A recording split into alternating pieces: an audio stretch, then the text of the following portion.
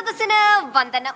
ഇന്ന് ഞാൻ പ്രസംഗിക്കുന്ന വിഷയം പ്രസംഗത്തിൽ മാറ്റം അനിവാര്യമാണോ എന്നതാണ്. അഭിവന്ദ്യ സദസ്സിന് നമസ്കാരം. എനിക്കിന്നിവിടെ സംസാരിക്കുവാൻ കിട്ടിയിട്ടുള്ള വിഷയം കേരള സംസ്കാരത്തിൽ കലകളുടെ പങ്ക് എന്നതാണ്. ഇത്രയും പറഞ്ഞുകൊണ്ട് ഞാൻ എന്റെ വാക്കുകൾ ഉപസംഹരിക്കുന്നു. നന്ദി, നമസ്കാരം. വിഷയത്തിൽ പുതുമയില്ല, ചില കണക്കുകളുണ്ട്. ശബ്ദമുയർത്തേണ്ട ഇടം 3, താഴ്ത്തേണ്ട ഇടം 4, പഠിച്ചു വെച്ച പ്രശസ്ത വാക്യങ്ങൾ 5-ൽ കൂടരുത്, കവിതയുടെ വരികൾ 2 എണ്ണമെങ്കിലും. ഇതിനൊപ്പം കടിച്ചാ പൊട്ടാത്ത മലയാളം നിർബന്ധം. ഹൗ, ആ കുട്ടികളുടെ മുഖത്തേക്കൊന്ന് നോക്കിയേ.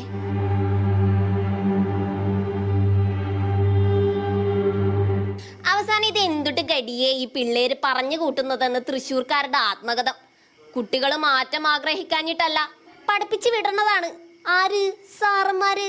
കുട്ടികൾക്ക് പുതിയ രീതിയിലും പുതിയ ശൈലിയിലൊക്കെ പറയണം എന്നുണ്ട്. ഇപ്പം നമുക്ക് നമ്മുടേതായ രീതിയിൽ വിഷയം അവതരിപ്പിക്കണം, നമുക്കൊരു സ്റ്റൈലുണ്ട്.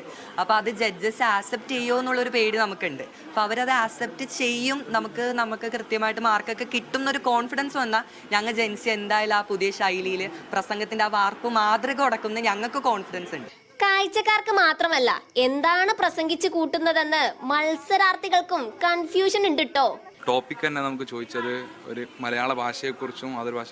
ഇപ്പോൾ ഈ കാലഘട്ടത്തിൽ നമ്മൾ കുറേ രാഷ്ട്രീയപരമായിട്ടൊക്കെ സംസാരിക്കുന്നു, പുതിയ വിഷയങ്ങളിലേക്കും കൂടി ശ്രദ്ധ കേന്ദ്രീകരിക്കേണ്ടതുണ്ടെന്ന് തോന്നാറുണ്ട്. ഇപ്പോൾ ജെൻസി രാഷ്ട്രീയത്തെക്കുറിച്ചും ജെൻസിയുടെ സാമൂഹിക ഇടപെടലിനെ കുറിച്ചൊക്കെ ആയിരിക്കും കുറച്ചുകൂടി ക്രിറ്റിക്കലായിട്ട് ചിന്തിക്കാൻ പറ്റിയ വിഷയങ്ങൾക്കാണ് കൂടുതൽ പ്രാധാന്യം കൊടുക്കേണ്ടത്.